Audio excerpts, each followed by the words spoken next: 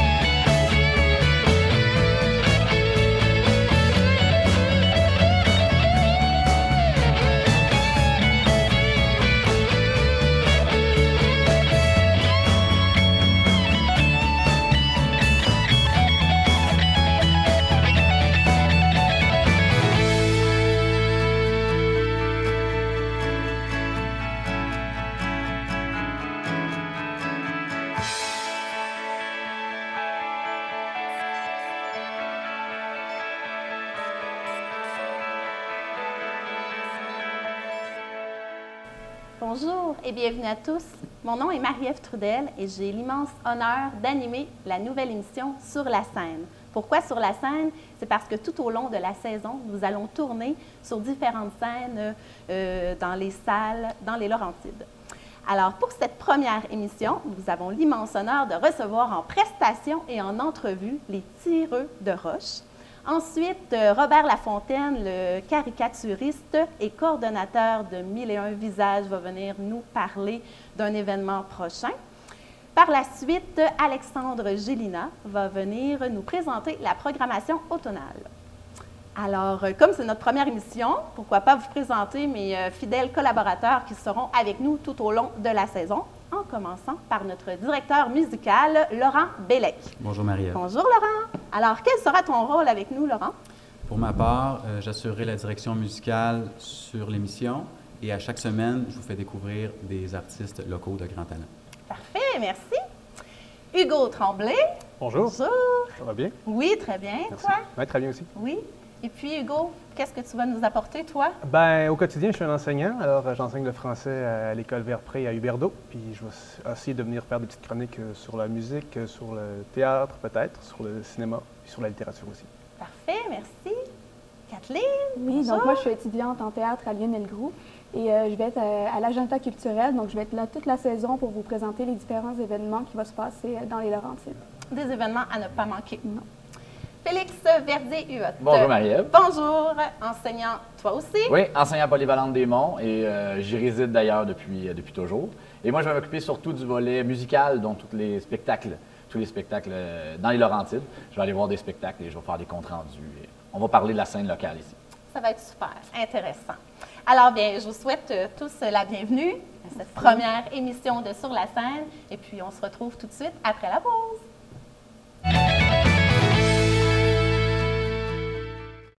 Voyez des centaines de reportages vidéo d'ici. Annoncez vos événements à la fois sur le web et à la télé.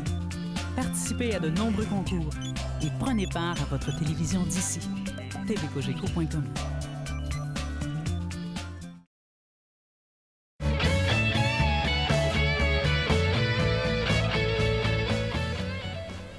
Alors, comme premier invité, nous avons le bonheur de recevoir M. Robert Lafontaine, caricaturiste et coordonnateur de 1001 Visages. Bonjour. Bonjour Marie-Ève. Vous allez bien? Très bien, avec notre bel automne qui a cours dans les Laurentides, ça peut difficilement aller mal. Effectivement.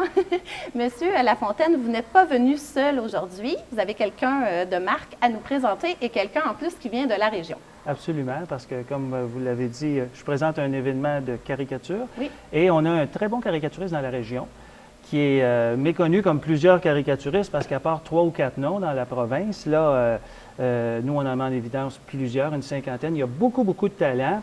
Et puis, l'invité qui est ici avec nous aujourd'hui a fait beaucoup en caricature au Québec. C'est un des pionniers à la Robert Lapalme. On est bien content qu'il puisse se libérer pour être parmi nous. C'est M. Jean-Guy Lemay qui est présent avec nous aujourd'hui. Bonjour, M. Lemay. Vous nous avez apporté une de vos œuvres, une sculpture d'Yvon Deschamps. Un petit échantillon de mes œuvres. J'en ai fait une cinquantaine, à peu près. Donc, Juste une bonne collection. une bonne collection d'œuvres. Oui. Et en plus, je crois que vous faites de la sculpture de neige, hein? C'est ça aussi? Oui. Ah, c'est la depuis 10 ans. Depuis 10 ans. J'ai commencé en 2000 ici, à faire les parcs pour enfants, Parfait. d'énormes caricatures. Et est-ce que vous allez être de l'événement Souriez, on vous a à l'œil qui se déroulera le 22 et 23 octobre prochain? Absolument, parce que le Monsieur Lemay est quand même un des personnages importants de la caricature, mais comme plusieurs autres qu'on présente, parce qu'en fait, il y a beaucoup, beaucoup de talent dans ce domaine-là. Alors, Jean-Guy sera présent à la place Lagny, lui, les 22 et 23 octobre, entre 1h et 16h de l'après-midi, puis il y aura une exposition extraordinaire, rétrospective de toute sa carrière, parce que M. Lemay est le premier qui a fait un album de bande dessinée qui s'est vendu dans les années 70 à plus de 100 000 copies. Ça s'appelait Beaujois, le Huron québécois. Alors, c'est un exploit inégalé, parce qu'un gros vendeur au Québec, c'est 5 000 copies. Fait que Oui. Figurez-vous, imaginez-vous, il vendait déjà 100 000 à ce moment-là. Il va tout exposer ses planches, ses caricatures, il fait de la neige, c'est un des rares, mais il est parmi les nombreux artistes que l'on présente, parce que tous les caricaturistes sont des êtres, on peut dire des bébites assez bizarres, parce que pour être caricaturiste, il faut être différent dans le sens, on dit qu'il y a peut-être 3-4 emplois au Québec à temps plein pour 6 millions d'habitants. Donc, c'est quelque chose d'assez, comment je dirais, un art assez exigeant puis assez rare pour que l'on présente ou que l'on met en évidence. Puis, j'aimerais que vous me parliez un petit peu de votre rencontre avec Francine Lapierre-Robert. Ah bon, bien, Madame Labière est venue chez moi, Francine. C'est une artiste multidisciplinaire de Val-David. Et puis, elle a dit, mon Dieu, tu fais bien des choses, Robert, de l'aquarelle, du collage, des sculptures, du bois. Pourquoi ne présentes-tu pas ça? Alors, mais moi, j'ai dit, j'en connais 12 comme moi, parce que ça fait 25 ans que je suis dans le milieu de la caricature. Alors, j'ai dit, on va présenter. Alors, on s'est réunis autour d'une table à Montréal, le commensal, on était une douzaine, et puis on a exposé à la Place des Arts durant les Journées de la Culture pour 3 journées, puis l'exposition a finalement été gardée 3 mois tellement qu'il y avait de la qualité dans ce domaine-là. Alors, pour exposer 3 mois à la Place des Arts, il fallait vraiment que ça soit assez unique comme présentation. Oui, parce qu'en fait, c'est rare que les caricaturistes et les artistes de l'humour sont mis à l'avant-plan au Québec. C'est un marché. Vous avez parfaitement raison, Marie-Ève. C'est justement pour ça ce qu'on trouvait, nous, qui était un petit peu déplorable que des artistes de si haut niveau, parce que c'est difficile de faire une caricature de la sculpture comme M. Lemay a présenté. C'est un art très exigeant, mais qui n'est pas très favorisé présentement, mis en évidence. C'est notre mandat, nous, à 1001 visages. Puis quand vous dites caricaturiste, j'imagine qu'il y a aussi des artistes peintres et qui doivent faire autre chose que de la caricature pour arriver à en vivre. Oui, absolument. La majorité font autre chose parce que, comme on disait précédemment, il y a 3 ou 4 emplois là, dans ce domaine-là. Donc, on doit ou faire de la peinture ou faire d'autres. D'ailleurs, pour garder le chapiteau un peu plus large ou le chapeau un peu plus large, 1001 visages est composé de 70 de dessins d'humour et de caricatures. Mais on a gardé un petit volet visage et personnages pour des gens qui sont à la limite de la peinture, oui, des portraits, ou dans le tableau, on peut, à la limite de la caricature, mais dans le tableau figuratif. Et puis, un autre petit pourcentage pour un événement qui s'appelle Caricaturistes en spectacle, qui est un cabaret de type visuel, parce que les caricaturistes sont très drôles, puis on a eu l'idée de les mettre, de leur donner un 5 minutes sur une estrade. Donc, ça aussi, ça fait partie de notre cabaret. Mais cette année, en 2011, on ne l'a pas. C'est un peu déplorable parce qu'on l'avait bien mentionné dans ce qui se dit. Les gens, c'était une erreur qu'on a faite, là, parce qu'il n'y aura pas le spectacle quand même cette année, mais on l'a fait en 2010. Parfait. Alors, donc, la 6e édition déjà de Souriez, on vous a à l'œil. Voilà. Qui se déroulera le 22 octobre et 23 octobre. À différents endroits. Oui, à différents endroits dans les Laurentides. Dans les Laurentides. On l'amène pour la première fois dans les Laurentides, puis on est vraiment content à l'automne, parce qu'on veut que ça devienne un événement international, parce que les caricaturistes, c'est une clientèle internationale. Puis ils se réunissent dans différents endroits du monde, des fois des meetings en Europe, en Espagne, en France. On aimerait ça les attirer dans nos belles Laurentides à l'automne. Et puis, c'est ça. Donc, on a décentralisé l'événement. Ça a lieu à Saint-Jérôme, à la Galerie Simon-Dupuis, exposition de dessins d'humour internationaux. On a reçu 500 dessins. C'est Oleg Dergatchov, un artiste qui se promène à travers le monde, qui fait de l'humour, qui la présente chez Simon Dupuis. Une exposition de Didier Louba au Mouton Noir, qui est un artiste qu'on a sur, vous avez le dépliant entre les mains, qui est justement notre artiste, notre invité d'honneur, et de M. Lemay, les 22 et 23 octobre, avec une rétrospective importante de sa vie à la Place Lagny. Et le dernier élément de notre entrée dans les Laurentides, c'est notre journée principale, la journée familiale. Souriez, on vous a l'œil, le 22 octobre à Val-David, dans la salle de l'église, où il y aura des nombreux caricaturistes, des expositions de marchands, beaucoup de choses. Alors, on va y être parce que ça semble tout à fait intéressant. Merci, M. Lafontaine. Merci, M. Lemay. Et bonne continuité. Merci, Marie-Ève. Alors, revenez-nous après la pause.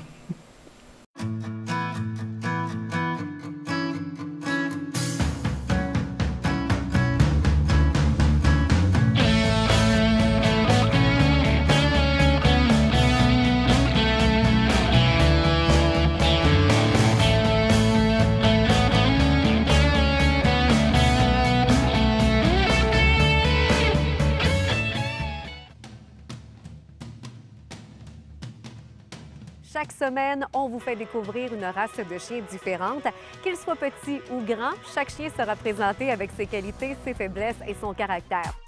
Voyez Un amour de chien, mardi 20h30, en rappel mercredi 21h30.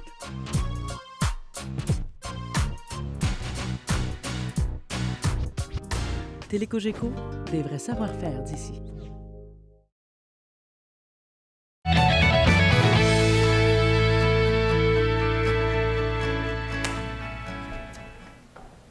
Nous sommes de retour à Sur la scène et puis Félix Verdier-Huot, tu nous as amené un invité assez spécial. On voulait avoir les 6, mais il n'était pas disponible pour venir les 6 en même temps. Donc, on a l'honneur d'avoir un des membres fondateurs du groupe Les Tireux de Roche, M. Denis Massé. Bien, en fait, c'est que il y a un poète qui a dit que tous les pays du monde qui n'avaient plus de légende puis qui n'avaient plus de contes étaient condamnés à mourir de froid. Mais au Québec, on n'est pas prêt de mourir de fret. Parce que des contes puis des légendes, ça peuple l'imaginaire des Québécois. Hey. Dans le temps, il y avait des vrais frettes. Surtout à Sainte-Agathe. Hey, c'était creux, ça, Sainte-Agathe. Hey. Il y avait des vrais frettes, mais il y avait une chaleur. Il y avait la chaleur des contes que les parents avaient appris de leurs arrière-grands-parents, puis les arrière-grands-parents avaient appris ça de leurs arrière-grands-parents, puis ça se passait le patrimoine comme ça de génération en génération. Aujourd'hui, le patrimoine, on a de la misère avec ça. Mais dans le temps, les histoires, ça pouvait commencer dans le temps des fêtes, puis la même histoire pouvait finir dans le temps des sucres. Et puis il y avait le tour de raconter des histoires, parce que souvent, la grand-mère assoyait ses 72 enfants, puis elle racontait son histoire, puis elle finissait son histoire en disant... Puis là, le roi. Hey, le roi, il est arrivé sur le bord d'une falaise, le roi. Hey, il reculait, puis il avait peur, le roi. Puis il reculait, puis à un moment donné, le roi, il avait une jambe dans le vide, puis qu'est-ce qui est arrivé au roi? Puis là, la conteuse a dit à demain soir. Hey, tout le monde se dépêchait d'aller se coucher plus vite, se lever plus vite, aller à l'école plus vite, manger plus vite, faire les devoirs plus vite pour entendre la suite de l'histoire. Qu'est-ce qui était prêt à arriver avec le roi? Hey, moi, j'avais un oncle, Richard Marchand, de Batiscan. Hey, lui, il racontait des histoires. La plupart du temps, ça se passait dans le bois.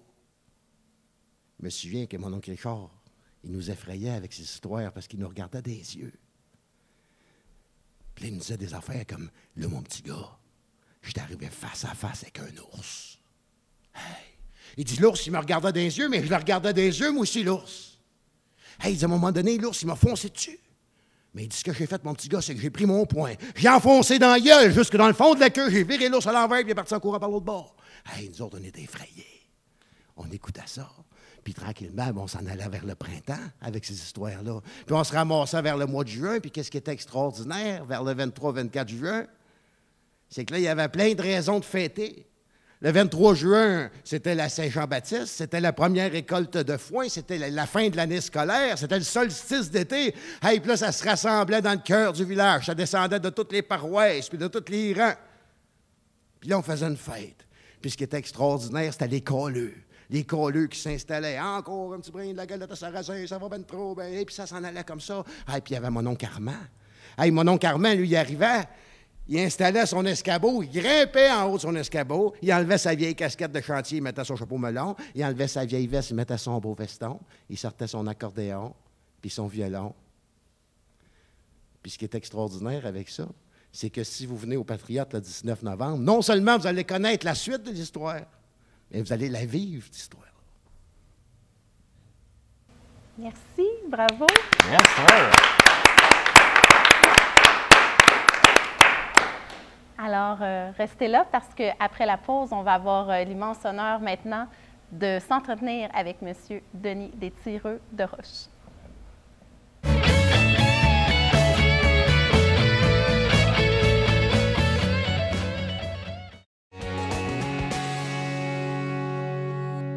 On va commencer aujourd'hui avec la robe de chambre pour enfants. Je vous montre comment faire à l'instant. Voici le modèle de base. Voyez Création Couture, mardi 21h, en rappel mercredi, 12h30. Alors voilà le travail. La couture est faite et le zigzag est fait tout autour. Télécogeco, des vrais savoir-faire d'ici.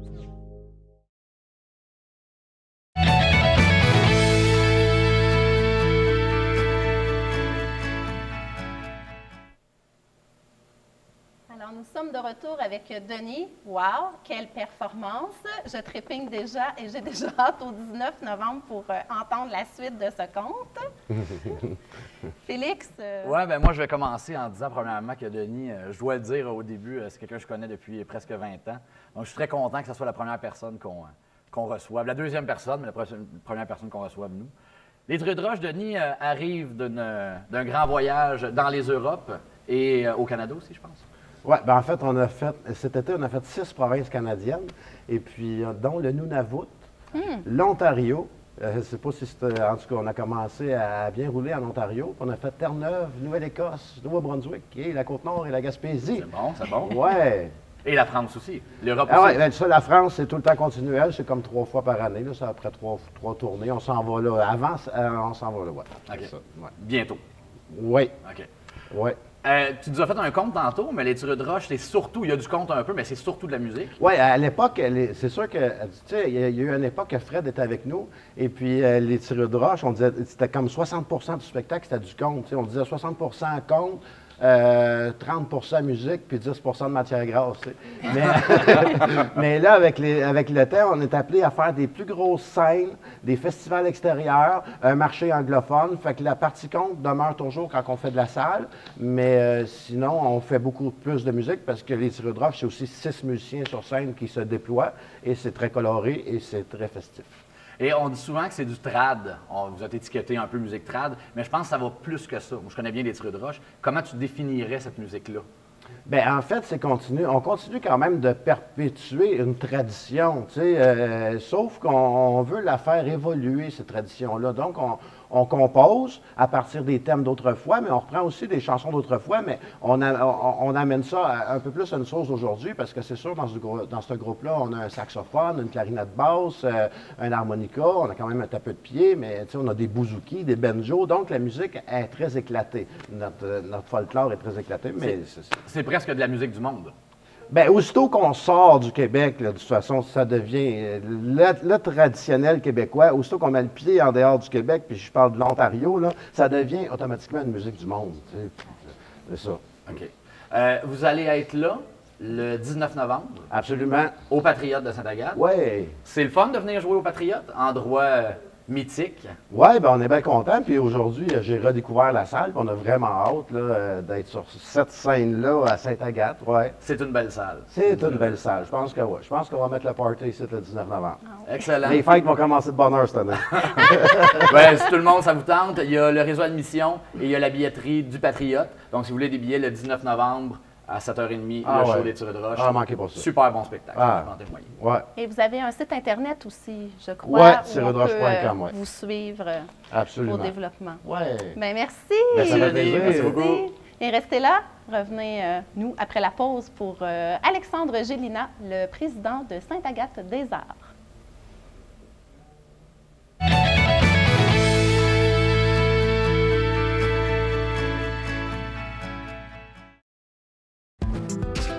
Faites-nous connaître connaître vos commentaires en composant le 1-800-709-3555 ou par courriel à commentaires.tvcogeco@cogeco.com.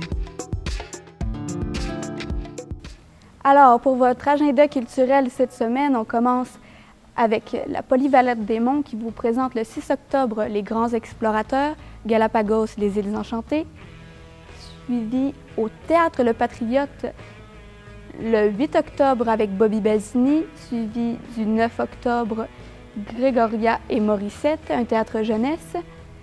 Au Café de la Gare maintenant, c'est le 15 octobre avec Alexandre Poulain. Le 16 octobre, Jason Lang. Le 22 octobre, Christian Zbroska. Ensuite, au Théâtre du Marais, le 6 octobre, un film de Juliette Petruccelli intitulé L'Arbre. Le 13 octobre, Je m'en vais reviendre, un film de Sarah Fortin. Le 15 octobre, le chanteur Alan Jabber. Le 16 octobre, Princesse Rubana, Théâtre Jeunesse. Le 16 octobre également, Les Femmes du 6e étage, un film de Philippe Leguet. Et pour finir, le 22 octobre, Vincent Vallière, un spectacle qui s'avère déjà complet. Alors, pour vous procurer des billets au Théâtre Le Patriote, c'est au 819-326-3655, au Café de la Gare, 450-227-1368, et pour finir, au Théâtre du Marais, 819-322-1414. C'était Kathleen Gréco pour votre agenda culturel.